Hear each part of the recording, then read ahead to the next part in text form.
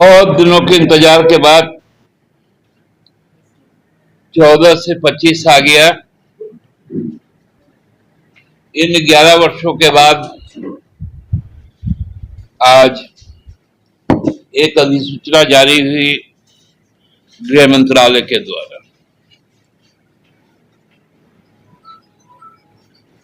कि जम्मू कश्मीर, लद्दाख, हिमाचल प्रदेश और उत्तराखंड में 1 अक्टूबर 2026 से जनगणना का कार्य शुरू होगा और 1 मार्च 2027 से बाकी पूरे देश के अन्य राज्यों, केंद्र शासित प्रदेशों का जनगणना का कार्य शुरू होगा। हम सबको याद है 19 सितंबर 2023 में संसद का एक विशेष सत्र बुलाया गया था, जिसमें एक विधेयक को पारित करना था और वो कानून के रूप में आ भी चुका है। नारी शक्ति वंदन अधिनियम 2023, जिसमें 33% आरक्षण सभी निर्वाचित सदनों में महिलाओं की होगी और उसका समय सीमा तय किया गया था कि 29 का जब ये आम चुनाव होगा, परिसीमन के बाद होगा, उसमें ये कानून को लागू किया जाएगा। अब ये संयोग है या प्रयोग है कि जिस प्रकार के जुमले हमारे प्रधानमंत्री जी और हमारे गृह मंत्री जी व्यवहार में लाते हैं, ये भी उसका एक प्रतिफल है कि 27 से जनगणना शुरू होगा और जनगणना शुरू होगा 2 हिस्सों में। एक होगा मकान आधारित, मकान में प्रदत्त सुविधाएं आधारित, और दूसरा होगा व्यक्ति आधारित, जिसमें डेमोग्राफी का भी ख्याल रखा जाएगा और जातिगत जनगणना भी होगी। आज के अधिसूचना में ये बातें आई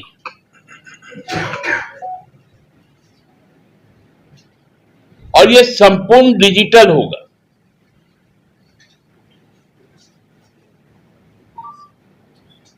ये डिजिटल होगा तो इसका एक बहुत बड़ा डेटा भी बनेगा और उसको भारत सरकार एनपीआर में दर्ज करेगी। नेशनल जो citizen national population register NPR कहते हैं, उसमें दर्ज करेगी। ये अधिसूचना ही बड़ा भ्रामक तौर पे सामने आया।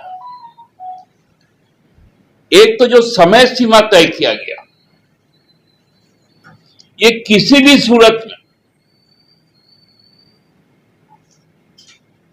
ये 2029 के लिए पर्याप्त नहीं,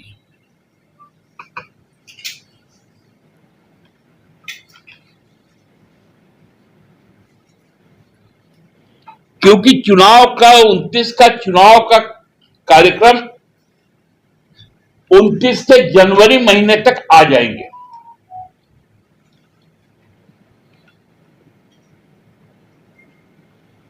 आचार संहिता लग जाएगा, क्योंकि अप्रैल मई में चुनाव होना,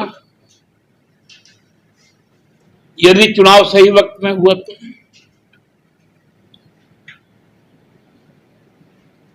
मतलब 1 मार्च 27 से 31 दिसंबर 28 के बीच में जनगणना का कार्य भी पूरा हो जाएगा, परिसीमन भी पूरा हो जाएगा। मतलब नारी शक्ति वंदन अधिनियम अगले 5 सालों के लिए फिर से टाल दिया गया। जैसे 2 करोड़ युवाओं को नौकरी हर साल मिलता था ना 2014 से 2025 तक,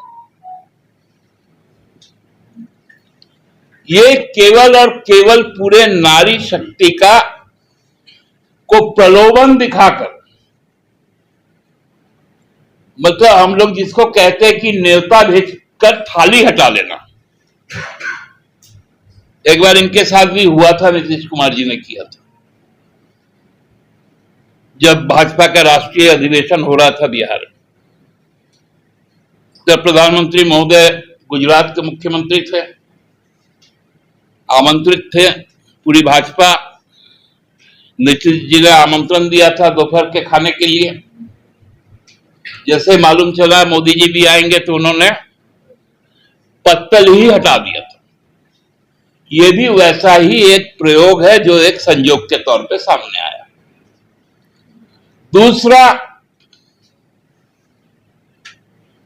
कि जनगणना के जो फॉर्मेट है,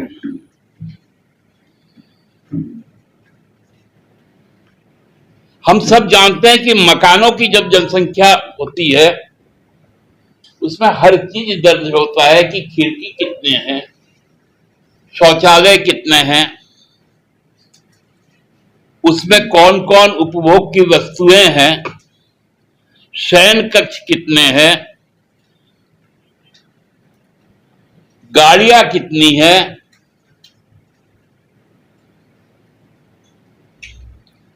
और जब पॉपुलेशन का होता है तो उसमें एक धर्म केवल लिखा जाता था, स्त्री और पुरुष, और उसका लिंग निर्धारण होता था। लेकिन ये कौन सा डिजिटल फॉर्म आएगा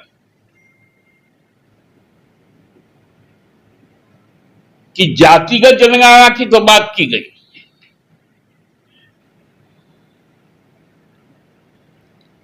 ये बड़ी खेल की ओर इशारा करता है। ये एनपीआर एक बड़ा घालमेल का एक दस्तावेज तैयार होने जा रहा है जिसमें पूरी तरह से भारत के एक विशेष वर्ग विशेष को, धर्म विशेष को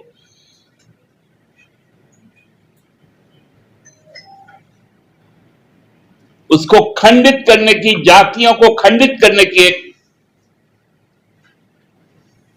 साजिश रची गई।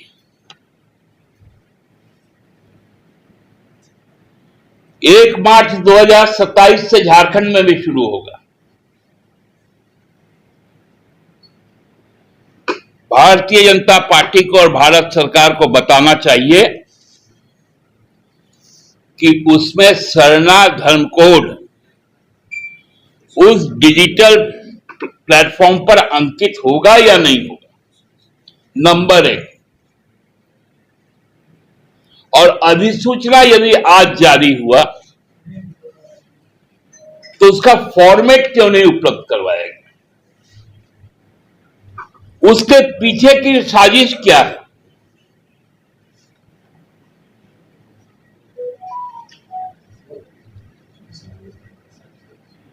क्या पैसे किनको भेजेंगे मेरे घर?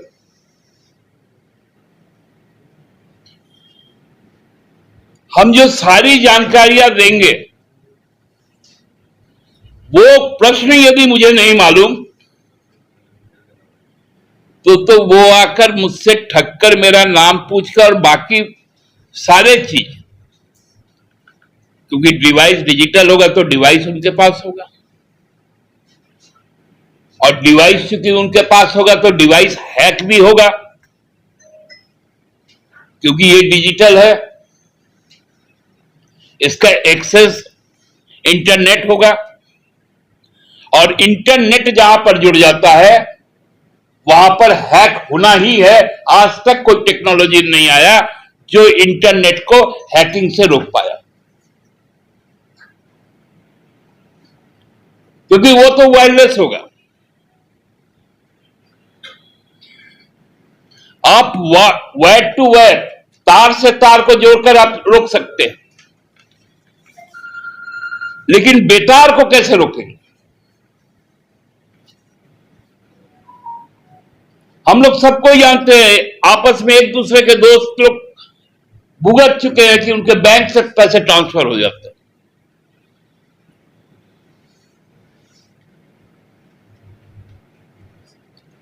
ये सरकारी तौर पर पॉपुलेशन का भी हैकिंग करने का एक साजिश किया जाता है। ये पॉपुलेशन हैकिंग का एक योजना है।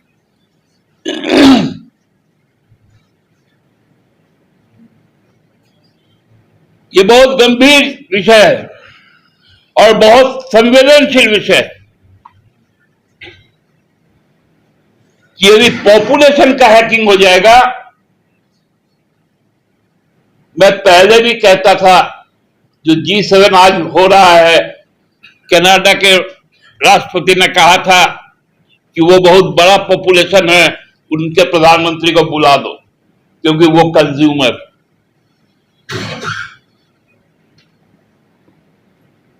ये बड़ा खतरा आज दिख रहा है, खासकर हमारे जो मूलवासी है, हमारे जो आदिवासी है, शरणाधर्मावलंबी है, ईसाई समुदाय से है, दलित है, मुसलमान है, ये पूरा का पूरा एनपीआर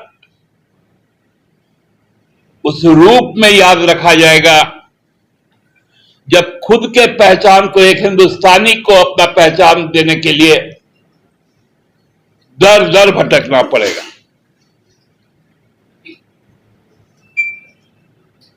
इसी पे आज मेरा वक्तव्य आप लोगों को देना था। धन्यवाद। कोई यदि आपके प्रश्न